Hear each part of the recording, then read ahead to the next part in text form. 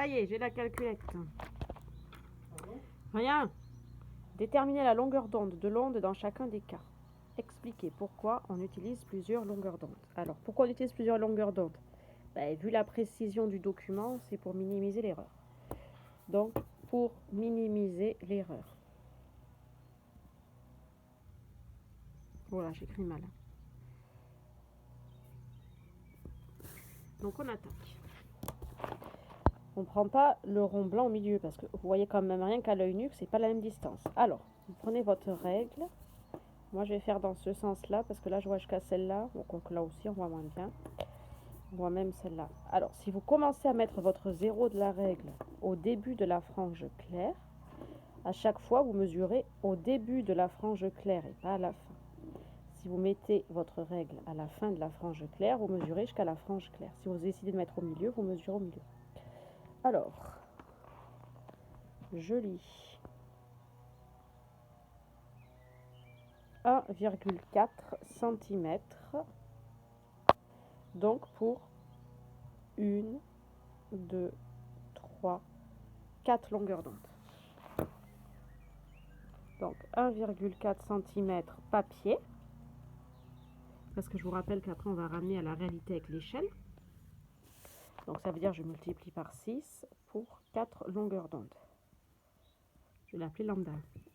Ça veut dire que lambda 1 égale 1,4 fois 6,7 divisé par 4. Oui, j'arrive. Donc, après ce petit dérangement, 1,4 fois 6,7 divisé par 4, ça fait que lambda 1, ça fait 2,35 cm. On n'oublie pas de passer en mètres. Et les chiffres significatifs, bon là on considère que c'est juste, donc on donne deux chiffres, donc 2,4 fois 10 moins 2 mètres. Maintenant on fait la même chose pour la deuxième.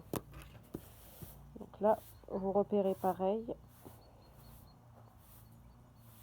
Alors, je lis 1,5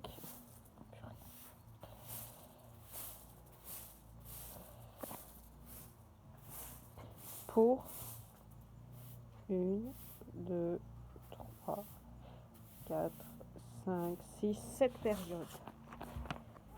Donc 7 lambda 2, ça correspond à 1,5 cm papier. Donc lambda 2 égale 1,5 fois 6,7 divisé par 7.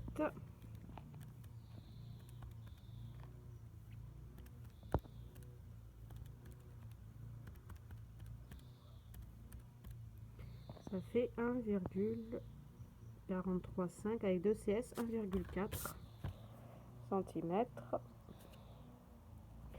Donc ce qui fait 1,4 fois 10 moins 2 mètres avec 2 CS. 2 CS.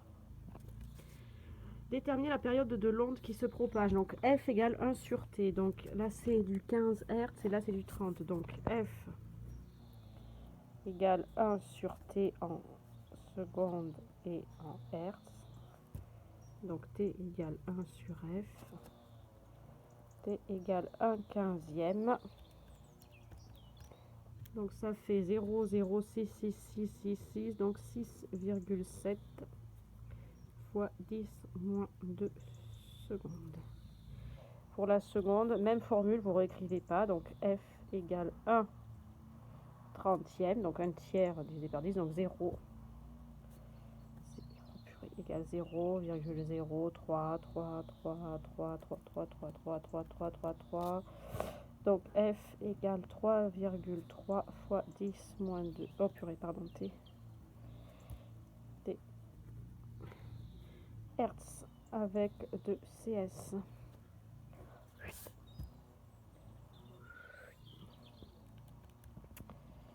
En déduire la célérité de l'onde. Donc lambda égale C fois T équivaut à C égale T. Lambda égale CT. Donc C égale lambda, pardon, sur T. Lambda sur T, donc mètres divisé par seconde, on a bien des mètres par seconde. Donc C1,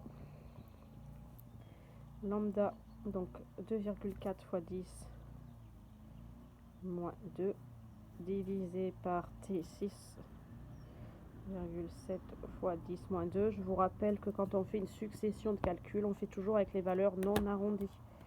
Donc 2,4 exposant moins 2 divisé par 1 divisé par 15 fermé, ça fait 0,36 mètres par seconde avec 2 CS. On fait la même chose pour l'autre, C2 égale lambda 2. Ah oui, j'aurais dû mettre lambda 1 sur T1 pour respecter mes notations plus hautes. Là, j'aurais dû mettre T1, c'est F1, T1. Quand vous avez la même valeur qui revient plusieurs fois, n'oubliez pas de les numéroter. Parce qu'après, quand on vous donne de comparer, au moins vous savez de quel lambda vous parlez.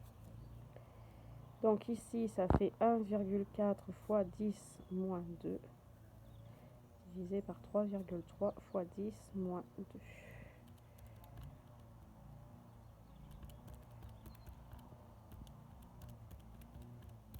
Ça fait 0,42 mètres par seconde avec 2 CS. On souligne avec la règle de préférence, sinon c'est pas facile le téléphone. Ensuite, dernière question, cette application directe. Un milieu dispersif. C'est un milieu pour lequel la célérité d'une onde dépend de la fréquence. L'eau est-elle un milieu dispersif? Donc quand on envoie une onde de 15 Hz, qu'on a une méthode pour mesurer sa vitesse, donc ça c'est une méthode de mesure de vitesse, on trouve 0,36 mètres par seconde. Quand après on envoie une onde de 30 Hz, le double, eh bien on trouve que c'est 0,42 mètres par seconde. Donc autrement dit, la vitesse de l'onde se propageant à la surface de l'eau,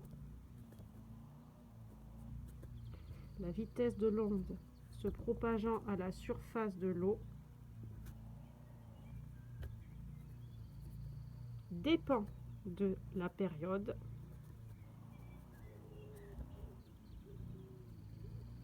ce qui implique que l'eau est un milieu dispersif.